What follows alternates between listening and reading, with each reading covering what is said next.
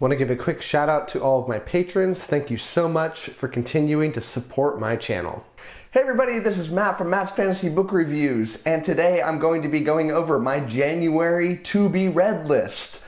So without further ado, let's just jump right on into it. And the first book that I'm going to be reading is a book that I am already started, and this is The Secret Project #1 by Brandon Sanderson. It is Tress of the Emerald Sea. I'm reading this in ebook format, and I should be finishing this up around January 3rd. Although, looking at the pace I'm going through this, it might end up being like January 4th, but I'm sticking to my prediction model. I have an Excel spreadsheet that kind of calculates how fast I usually read, and it's telling me January 3rd, so I'm sticking to that. And in part, it's so soon because this book is only about 100,000 pages. It is not very long. 100,000 words. I always say that. I don't know what's wrong with me. 100,000 words, 384 pages. And I am predicting that I'm going to give this a 3 out of 5. Now, why am I predicting a 3 out of 5? Brandon Sanderson, I love. I will always say, at least now, and maybe this will change over time, but that he's like a top 5 favorite fantasy author for me. But a lot of his books I don't like. What I find that I like a lot, is Mistborn Era 1, I love, and Stormlight.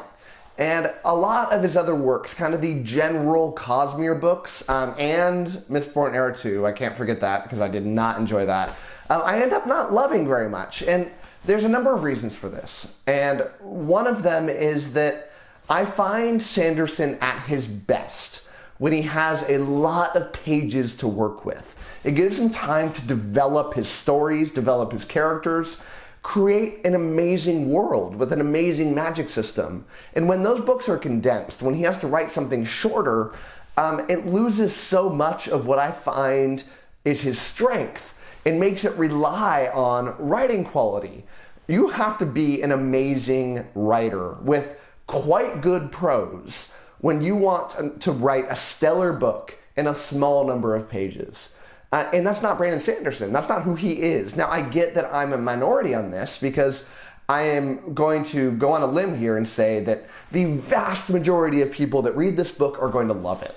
Now, I don't want to go into people's brains about why they like or don't like something, but I will say that for some people that read this, maybe not all, maybe not even most, hype is a big factor here. Now, I know this because I fall victim to this. I get really hyped up about a lot of things in my life, and it makes me like them more when I'm excited. And then I'll have to go back and analyze it as the days and weeks and months go by. And when I look back, I go, was that hype that got me, or did I truly like it? And a lot of the time, that answer is hype. Now, in this fantasy channel, I have promised to myself and to you that I will not fall victim to hype, either hype that is good or hype that is bad. I like to go into things with a completely fresh slate and with no judgment. I don't want to read reviews before I do my own review. I don't want to get biased. I really want you to know that you're getting an honest opinion about these books. I'm guessing a 3 out of 5, in part because this is short, in part because of what I've already read in this book. I read a little bit of this book so far, and what I read I didn't love. I'm reading another Sanderson YA story. That's what this is. I'm concerned that these secret books, which we got no information about, other than there are 4 books written by Brandon Sanderson, and I'm all in when that happens.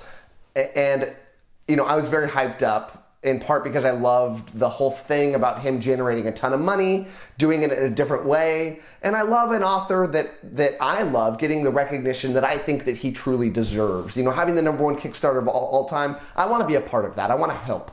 But it's a YA story, and I don't love those. And I'm wondering if all the books are going to be like these short little stories that will end up disappointing me a lot because when I heard Sanderson say, I've written these 4 novels, yeah, kinda. I mean, this is borderline novella.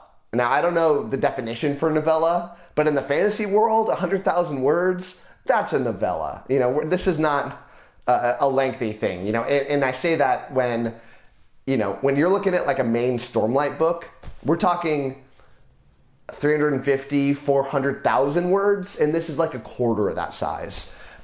So yeah, I don't love the YA feel to it, and I don't like that it's trying to rely on a lot of humor. I don't like Brandon Sanderson's humor. It's very juvenile to me. Not juvenile in the sense of like, immature. He's not immature. It's just more geared towards a younger audience, I think. And I think that I would find a lot of his humor very funny, if I was younger. And I don't want to, it sounds really bad when I say that, because I feel like what I'm saying is, if you're older and you find humor in this, tisk tisk on you that you have a bad humor. No, I think I'm the one with a bad sense of humor, because as I get older, there's less and less that I find funny. And I wish that wasn't true. I wish badly that I found this type of humor to be funny as well as other types. The more things that are funny, the better. I'd be a happier person. But, for me, it's from my own personal perspective, I would have found this funnier the younger that I was. But we'll see. Maybe it'll turn around, and maybe the plot will really kick in, and I'll start really getting into it. And I would love to be wrong on this and think that this is end up going to be a 4 or 5 star. That would be awesome. So I've spent enough time on that. Let's move to the next one. The next one is from the Tidechild series. This is The Bone Ship's Wake. This is the final book in the Tidechild trilogy by R.J. Barker. I am reading the physical book of this, and I should be finished around January 7th. This is 147,000 words and about 593 pages. And I'm predicting a 5 out of 5. And I know I'm going to be right here. I know I'm going to be right because I'm blown away by how good R.J. Barker is. I'm blown away by how good the series was. The first book was awesome. The second book was even more awesome. Like one of the better books that I've ever read. And I read a little bit of this book. I was reading a couple days worth of this book. And then when the Tress of the Emerald Sea came out, I want to read that and get a review up as soon as I can, because everyone's going to get flooded with reviews. And I want to not be like a week later than everybody. So I took a break. But what I read was so fantastic. And it has to be, because I think I just love R.J. Barker. I love the way he writes. I think he could write about anything and I would be obsessed with it. I don't necessarily know that I'm the best judge about what good or bad prose is. What I can say is what works for me. And oh man, it's top tier. I don't want to be stuck here and say something so definitive, but I will say that the prose for me is up there. Maybe not as high, but up there with like the Stephen Ericksons, with like the Robin Hobbs. It's that captivating to me. And I just suck it in. And I love stories that take place on a ship. Fantasy stories that take place on a ship, I'm predisposed to loving you. I don't know that I've ever read one where I disliked it. Now, I'm sure they exist. And maybe I'm just reading ones that are awesome. But man, I love it. I love so much about the pirate sort of thing. And that's what these books are all about. I love books that involve like enormous monsters, not like regular sized monsters. I'm talking like the size of like a skyscraper. Yeah, those are here too. I love backstabbing, treachery, political drama. That's here. It's got everything involved with an amazing writing and amazing characters to make me obsessed with it. So yeah, I cannot wait to finish up the first book that I'm reading, to get back to this one, because I know it's going to end in an amazing fashion for me. The next book that I'm going to be reading is an audiobook that I'm currently listening to. I've only listened to about a day of it, and this is part of the Lonesome Dove series, and it's Dead Man's Walk by Larry McMurtry. This is a historical fiction. I'm listening to it on audiobook. I should finish it around January 8th. And it is 129,000 words and 528 pages, and I'm predicting a 4 out of 5. I read the first Lonesome Dove, and that's the one that everybody loves. And I claimed that it's my second favorite book that I've ever read. And that's a claim that even looking back on it now, a month or two later, I'm sticking very firm to that. I can't say enough positive things about what I read there.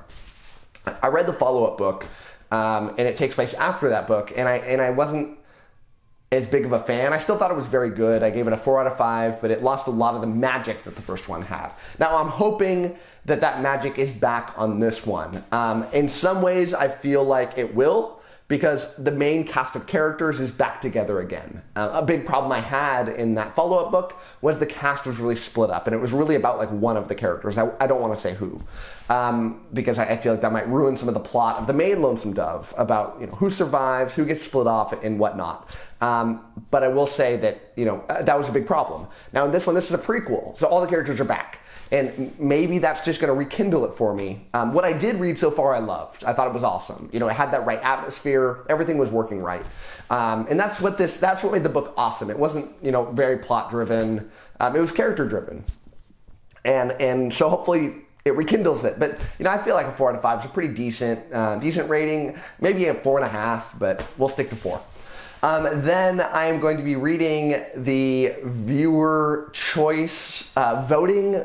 I don't know what to call this, but on Patreon, if you are in the 2nd or 3rd tiers, you can vote on which book you want me to read the next month. I give 5 options, and this is the one that won by a lot, and this is The Dragonbone Chair and part of the Memory, Sorrow, and Thorn series by Tad Williams. I'm reading this in physical book format. Should finish around January 16th. This is a huge book. It's 288,000 words at 800 pages, and I'm predicting a 5 out of 5. I don't know anything about this book. About what it's about. I know nothing about it other than the title of the book and what the cover looks like. I've intentionally kept myself hidden. Now I normally do that, but I've really kept myself hidden because of what people that I trust say about this book. And what people say, there's 2 main reviews that I have listened to. And one of them is George R. R. Martin, an author that I love. And he says that a major inspiration for him to write A Song of Ice and Fire was this series. Another one is Brandley Durfee, an author that I love even more than George R. R. Martin. And he says the same thing, that this is probably the biggest inspiration to him for writing his series, The 5 Warrior Angels. And if you haven't read The 5 Warrior Angels, please do yourself a favor and go pick up that first book. If you like grimdark, yeah, you're gonna love this book.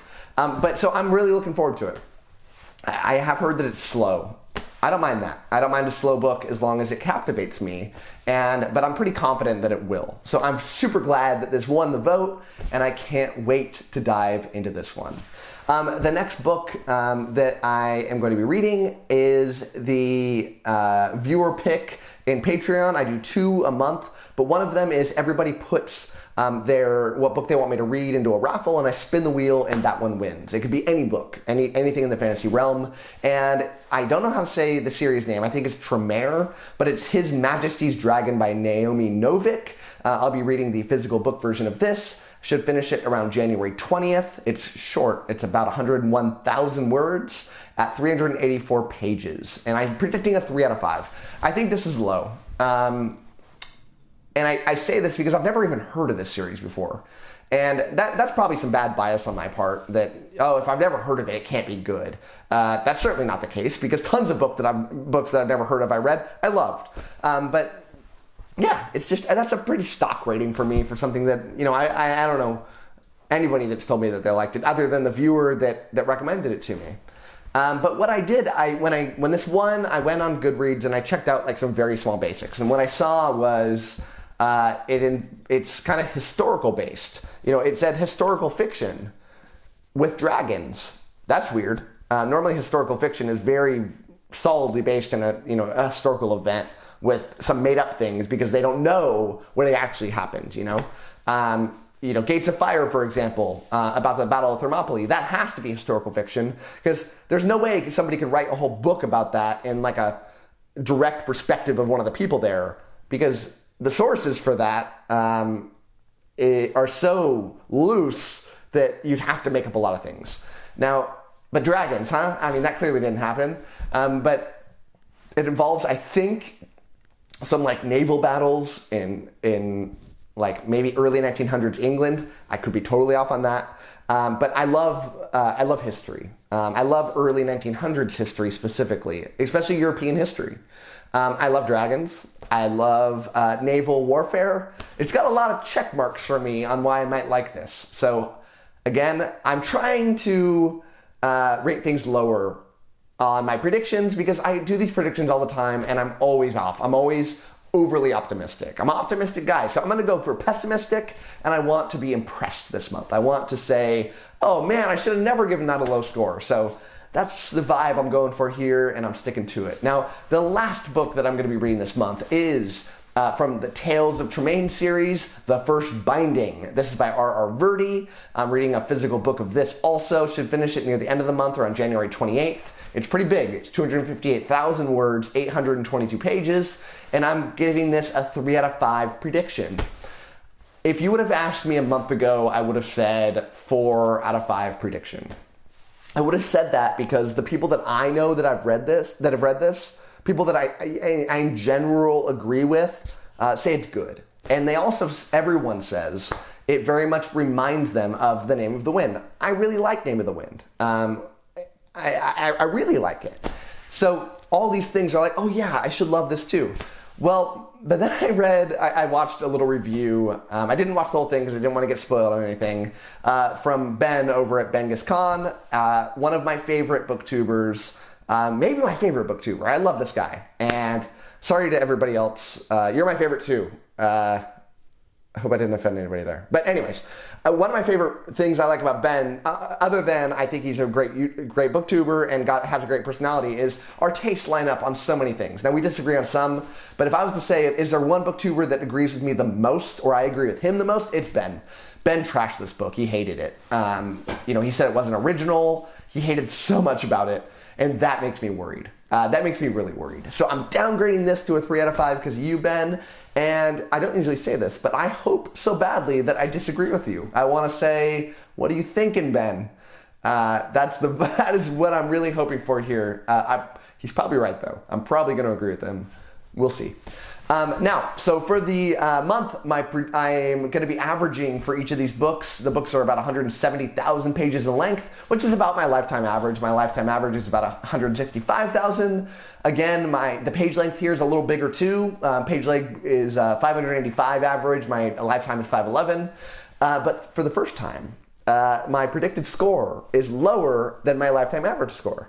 And predicted score is 3.83, and my lifetime average is 3.97. So pessimism is going to win the day here. I'm confident. I love it in life when I am thinking a bad thing and I get overly impressed. It's so much worse when you're like, oh, I know it's going to be a 5-star and it ends up being like a 4.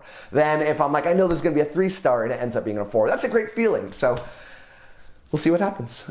Stay tuned over the month. I will review all of these books, and you could also just wait until the wrap up. Thanks again to my patrons, and a special shout out to my Ascendant tier patrons, Sky, Russell, and Ron Reich.